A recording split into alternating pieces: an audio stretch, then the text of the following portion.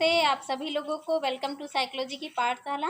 आज हम लोग जानेंगे ब्रेन इमेजिंग मेथड के बारे में। लास्ट वीडियो में हम लोगों ने जाना था एनिमल मेथड्स के बारे में, जिसमें हम लोगों ने देखा कि एनिमल के ब्रेन में डैमेज करके ये देखा गया था लर्निंग कैसे होती है न्यूरोसाइकोलॉजिकल लर्निंग में, कि किसी के ब्रेन में अगर डैमेज हो जाए या किसी के ब्रेन में कोई पर्टिकुलर पार्ट्स में डैमेज हो तो उसका लर्निंग हो पाता है या नहीं, या उसके मेमोरी में क्या इफेक्ट होता है।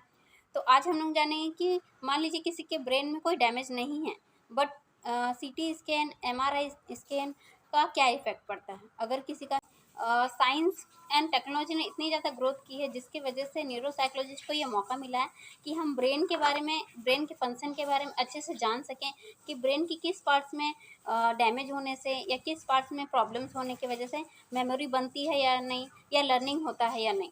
ठीक है, तो आइए इसी को हम टेक्नोलॉजी के हिसाब से अभी न्यूरोसाइकोलॉजिस्ट को ये मौका मिला कि हम लोग फुली ब्रेन फंक्शन को हम जान सकें, उनके बारे में स्टडी कर सकें कि लर्निंग कैसे होती है, मेमोरी कैसे होती है, और किस वजह से कोई मानसिक प्रॉब्लम्स होते हैं और उन मानसिक प्रॉब्लम को कैसे कम किया जा सकता है।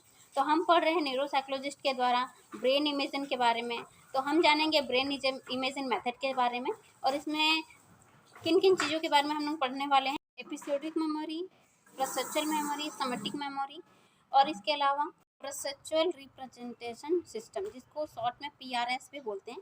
तो चलिए जानते हैं ब्रेन इमेजिंग मेथड्स में कि इसका क्या रोल है ना, और इसमें हम लोग किन किन बातों को जानते हैं। ब्रेन इमेजिंग मेथड्स में सबसे पहले एपिसोडिक मेमोरी के बारे में जानेंगे कि एपिसोडिक मेमोरी में लर्निंग कैसी होती है। जाना कि रिसर्चर के अनुसार एपिसोडिक मेमोरी या फिर मान लीजिए लर्निंग में जो हिपोकैम्पस का मेन रोल होता है इनकोडिंग, लर्निंग और उनको चीज़ों को पहचानने में। इसी चीज़ को समझने के लिए उन्होंने कई टेक्निक का यूज़ किया है। तो उसमें हम लोग दो टेक्निक का यूज़ करेंगे, पीईटी एंड एफएमआरआई।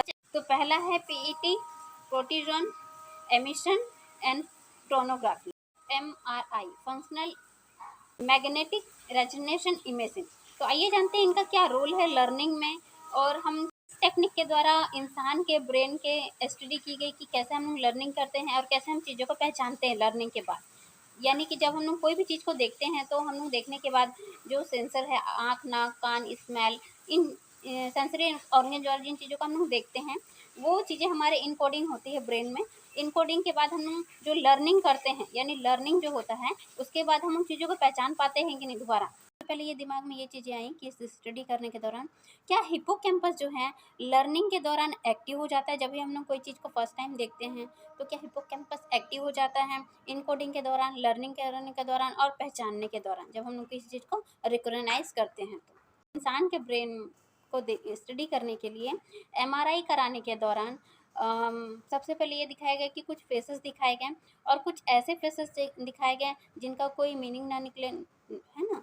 और उसमें ये देखा गया कि पीटीआई स्कैन के दौरान देखा, पहले दिमाग में ये बात ये आई, क्या हिप्पोकैम्पस जो है एक्टिव हो जाता है जब हम लोग किसी चीज़ का लर्निंग करते हैं या किसी चीज़ को रिकग्नाइज करते हैं, पहचानते हैं। तो इस पर स्टडी की गई कि स्टडी करने के बाद ये पता चला कि जब हम एमआरआई करवाते हैं तो उस दौरान हम लोग कोई फेसेस दिखाएं, या फिर मान लीजिए कोई फेसेस दिखाने के साथ साथ कोई अन्य चीज़ों को भी दिखाएं जिसका कोई मीनिंग ना निकले। ठीक है, ऐसे पैटी कराने के दौरान पीटीआई स्कैन करके देखा गया कि उसका क्या रिजल्ट निकला। तो इसमें कुछ कंडीशन देखे गए, कुछ कंडीशन यूज़ किए गए हैं। सबसे पहले कंडीशन में क्या देखे, सबसे पहले कुछ कंडीशन में देखे गए कि क्या वो व्यक्ति उस पिक्चर को पहचान पा रहा है। के बाद ये रिसर्च में कुछ कंडीशन को देखा गया, जिसमें पहले ये चीज़ को देखा गया क्या व्यक्ति जो है उन पिक्चर्स को रिमेंबर कर पा रहा है, याद कर पा रहा है। ठीक है, दूसरा देखा गया कि क्या उस पिक्चर को पहचान पा रहा है जिसको क्या पिक्चर दिखाया गया था सीटी स्कैन एमआरआई कराने के दौरान। तीसरा देखा गया कि क्या कुछ पिक्चर्स, जो दो तीन पिक्चर एक साथ दिखाए गए थे, उसमें वो अंतर कर पा रहा है।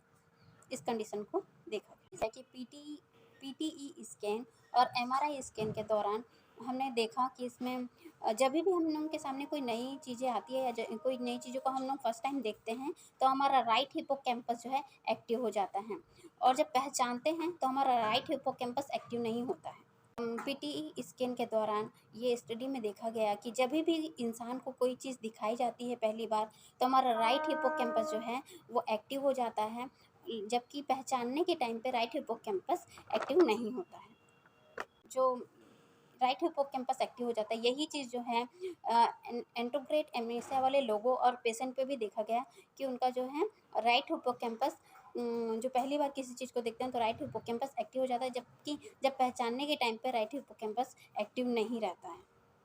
इन कोडिंग के दौरान ये भी देखा गया है कि पहली बार जब हम लोग कोई चीज़ों को देखते हैं तो लेफ्ट प्रीफ्रंटल जो है एक्टिव हो जाता है, जबकि उन चीज़ों को पहचानना रहता है तो राइट प्रीफ्रंटल एक्टिव रहता है। एक्सपेरिमेंट में ये देखा गया है कि हिप्पोकैम्पस का जो है मेन रोल होता है लर्निंग बनाने में और चीज़ों को इनकोडिंग करने में। तो इन सारे एक्सपेरिमेंट में स्टडी में ये देखा गया कि हमारा जो हिप्पोकैम्पस जो है प्राइमरी रोल रहता है लर्निंग में, इनकोडिंग में।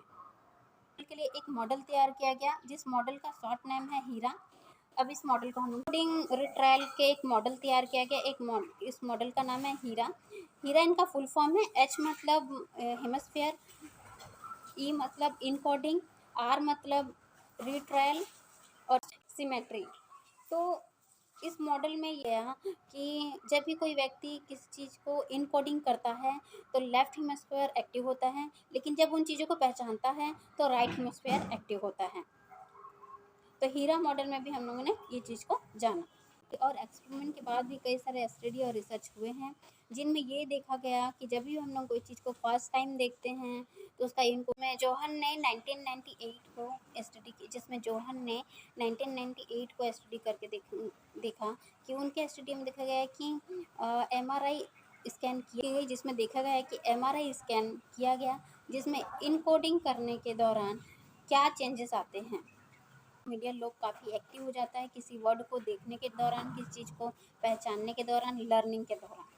इमेजिंग मेथड में एपिसोडिक मेमोरी रिट्रायल के बारे में कि ये चीज़ें कैसी होती हैं ब्रेन में। अगर मान लीजिए कोई भी चीज़ डैमेज नहीं है फिर भी हम लोगों ने ये चीज़ जानने की कोशिश की है, रिसर्चर ने ये चीज़ जानने की कोशिश की है कि अगर मान लीजिए आपका ब्रेन किसी तरह से कोई डैमेज नहीं है लेकिन MRI स्कैन और CT स्कैन, PET स्कैन के द्वारा जो है अगर व्यक्ति में ये चीज़ें की जाएँ तो उसमें लर्निंग में या उसके एपिसोडिक मेमोरी में क्या इफ़ेक्ट पड़ता है, में उन चीज़ों को इनकोडिंग करने में इनका MRI स्कैन, PT स्कैन के रिसर्च करके।